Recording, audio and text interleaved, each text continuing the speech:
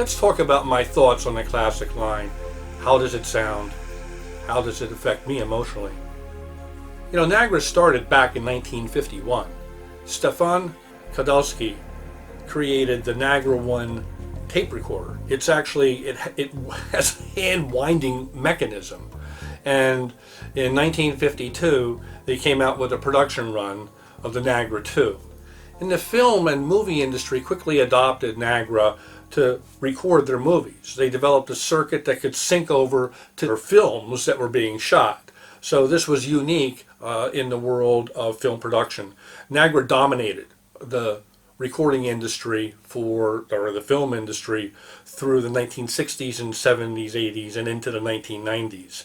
In fact, they've won, if I'm not mistaken, 3 Academy Awards for technology and 2 Emmy Awards for technology over the years. So this is a powerhouse company. What they decided to do in 1997 was to create a brand or a line of high-performance audio products. They're so good at audio engineering, why not enter the world of high-performance audio engineering? And they did that with a PLP preamplifier. This is a tube preamplifier that was followed the following year by the VPA power amplifier. The VPA power amplifier, you guys might remember, it has those 2 845 tubes that sit up on top and these little spaceship-like pegs that come around the tubes to protect the user from putting his hand near the 845 tube. 845s run very hot. They're usually run at around 1200 volts on the rail, so they're hot. They can stop your heart if you touch the circuit in a bad spot. If I'm not mistaken, this amp was run in parallel, single-ended. But don't quote me for that. I didn't double check, but it does put out 50 watts per channel. It dominated the Nagra marketplace as a high-performance product, audio product for years.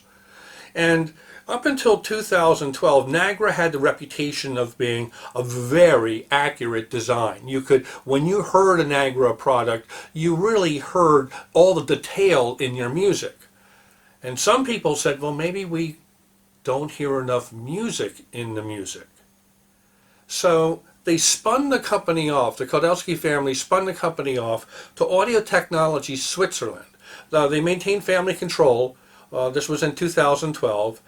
They brought on a new designer named Philippe Chambeau and built a whole team of designers that were new to the company to recreate the magic of music. They collaborated with one of the world's leading digital engineers, Andreas Koch. He has a company, Playback Designs. He does consulting work for Nagra, and he has been key in developing digital technologies for the company. So you're talking about a company of engineers and outside expertise that is really a dream team. You have engineers within the company that design the audio circuitry, that design the placement of the components, the material science experts. You have Philippe, who a music lover and buff and goes to concerts. You have engineers that spend hours and hours testing and listening to individual capacitors and transformers. So this is very, very much a team effort when it comes to the Nagra Classic line that we have here. And then you'll be hearing later on in the winter, we're going to have the HD DAC, we're going to have the new HD preamp, and we'll have the larger Nagra amplifiers on a short-term visit. What we're going to be talking about today is the Classic line. And sitting next to me, you'll see the beautiful Classic line amplifier. These are a pair run in bridge mode for 200 watts per channel to drive the RoHs. We also have the Classic DAC. We also have the VPS phono stage, which is static. We had hooked that up, as you saw when Renee was here, with the triangular turntable, and we put many, many hours on it. It's an outstanding phono stage. We also have the Nagra Transport. That's been in production for about 10 years. The Classic preamplifier, which is sitting right to my left, which Renee went through and showed us the functions on.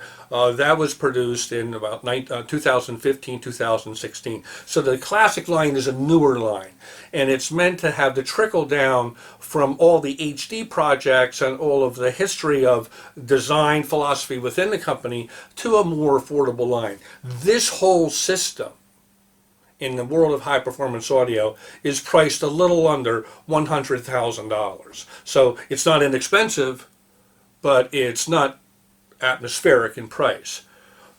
One thing, I'll start right off the bat, I love the look of the components. It's total eye candy to me. I mean, just sitting in the listening position and looking at the lights on the amplifiers. As you're here, let's light this one up. And you'll see that come on. And the little half moon shapes.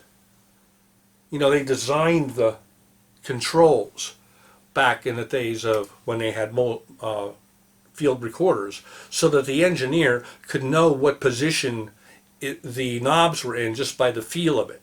So there's a look and a gestalt to a Nagra switch that is unique to Nagra due to their field recording technology. That's carried through also with the meters. And the meters have that distinctive Nagra look about them. But as you can see, they look like beautiful jewel boxes, Swiss-made watches, just exquisite. Sonically, Nagra has an organic sound that is very unique. The sound is like music, but the detail comes through in a realistic way that fools you into thinking that you're at a live concert or you're at a live jazz club, as we heard in the Frederick Allaire Trio. This is the strength of Nagra Classic Line. Organic sound, fast, musical, but grabs you emotionally. And that's what I'm looking for in an audio system. And when you have the look of these beautiful amplifiers and the sound that you just heard in the listening session and that we've been listening to for the past year, it is a winning combination. And completing the experience, it's the history. 65 years in business, succession planning, a team approach, an extremely bright future.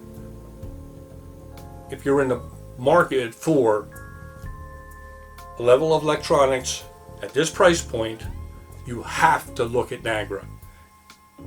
Organic, musical, detailed, and beautiful.